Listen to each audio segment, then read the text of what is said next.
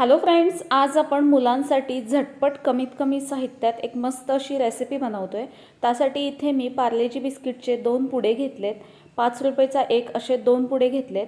हे दोनही आपल्याला या मिक्सरच्या भांड्यामध्ये घालायचे आहेत। यामध्येच मोठा 1.5 चमचा आपल्याला साखर घालायची आहे। जर तुम्हाला गोड जास्त आवडत नसेल तर 1 चमचा साखर तुम्ही यामध्ये घालू शकता। हे सगळं मिक्सरला एकदम बारीक असं करून घ्यायचं आहे। हे मी इथे बनवून घेतलेलं आहे। एकदम बारीक अशी याची पूड बनवून घेतली आहे। हे सगळं मी एका बाउलमध्ये काढून घेते। 1 चमचा मिल्क पावडर घालायची आहे यामध्ये। जर मिल्क पावडर तुमच्याकडे नसेल, नाही घातली तरी चालेल। बारीक कट केलेले काजू 1 चमचा घातलेत मी आणि हे सगळं मिक्स करून घ्यायचं आहे। हे सगळं मिक्स केल्यानंतर यामध्ये आपल्याला थोडं थोडं दूध घालून हे मिक्स करून घ्यायचं आहे। मी इथे जवळपास 1 कप आणि वरती 2 चमचे यामध्ये दूध घातलेलं आहे। याची कन्सिस्टन्सी एकदम व्यवस्थित आहे।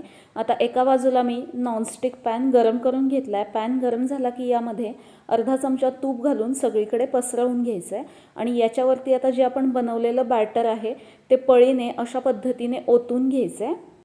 एका पॅनवरती जेवढे बनवता येतील तेवढे बनवून घ्यायचे आणि आता याच्यावरती झाकण ठेवून लो हीटवरती 2 मिनिटे खालच्या बाजूने हे आपल्याला भाजून घ्यायचं आहे।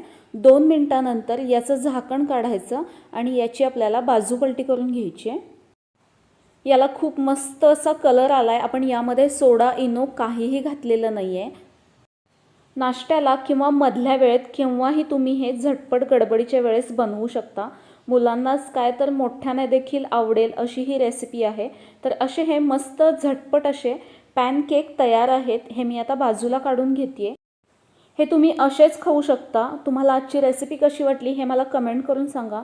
मी याला डेकोरेट करण्यासाठी वरून थोडासा सॉस घालते, चॉकलेट सॉस। तुम्हाला जर आजचा व्हिडिओ आवडला असेल तर लाईक नक्की करा। चला तर मग परत भेटू अशाच एका मस्त आणि नवीन रेसिपीमध्ये। धन्यवाद।